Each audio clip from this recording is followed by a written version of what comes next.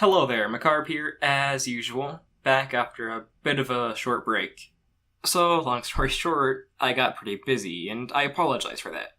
With the P&W curator trials I was helping with, and the Witchcast, which was actually pretty fun to edit, I was burned out with electronic stuff for a little bit. That isn't to mention a stomach illness that I contracted recently and just got over fully, I hope. Anyway, onto the actual topic of this video, fluoride toothpastes and paganism. You're probably already quite confused if you've never heard of this topic before. To be frank, I actually hadn't heard about it until earlier this week, so don't worry. Apparently though, fluoride is a major influence in some people's practices. Before jumping into the deep end though, I want to talk about what fluoride actually is, so prepare for a bit of a science lesson. Fluoride, as the name suggests if you're familiar with chemistry at all, is a negative ion of the element fluorine. In layman's terms, it's fluorine's emo twin sister. It's a pretty common substance, being naturally occurring and fairly abundant. If you've ever gone to a dentist, which I really hope you have, that stuff they put on your teeth to protect it is fluoride. It helps preserve the teeth and prevents tooth decay. Typically, trace amounts of fluoride is added to water supplies in towns and cities to further help combat tooth decay in societies. When you get a glass of water from the tap without a filter or anything, it probably has a little bit of fluoride in it.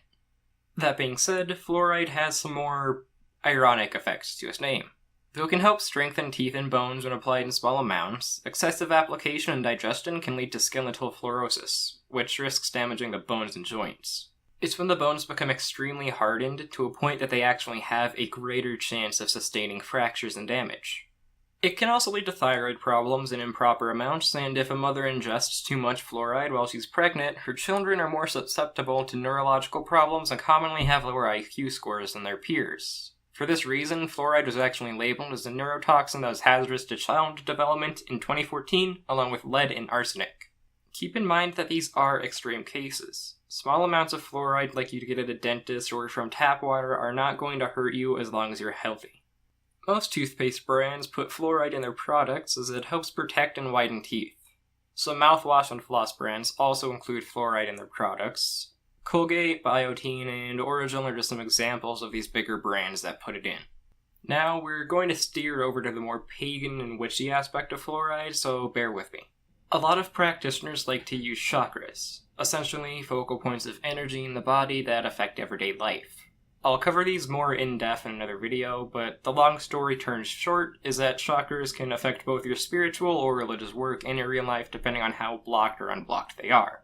The third eye chakra, which, surprise, is believed to sit in the forehead just above the physical eyes, is often correlated with the pineal gland.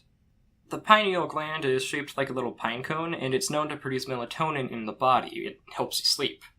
Strangely, this gland accumulates a lot of fluoride over time, as noted in studies by the University of Surrey in England. It can actually contain more fluoride than any other soft tissue in the body, according to Dr. Jennifer Luke.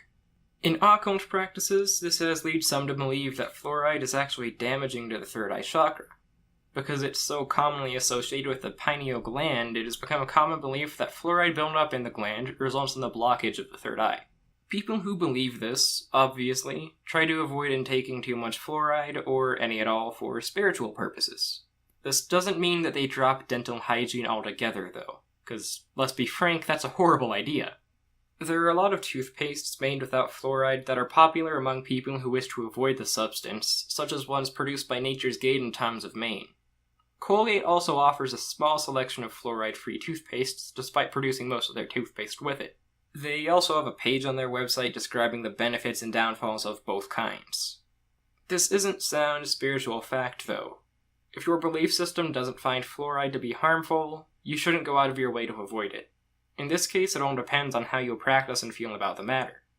Anyhow, thank you for watching. Hopefully you learned a little bit about why some pagans and witches will avoid fluoride.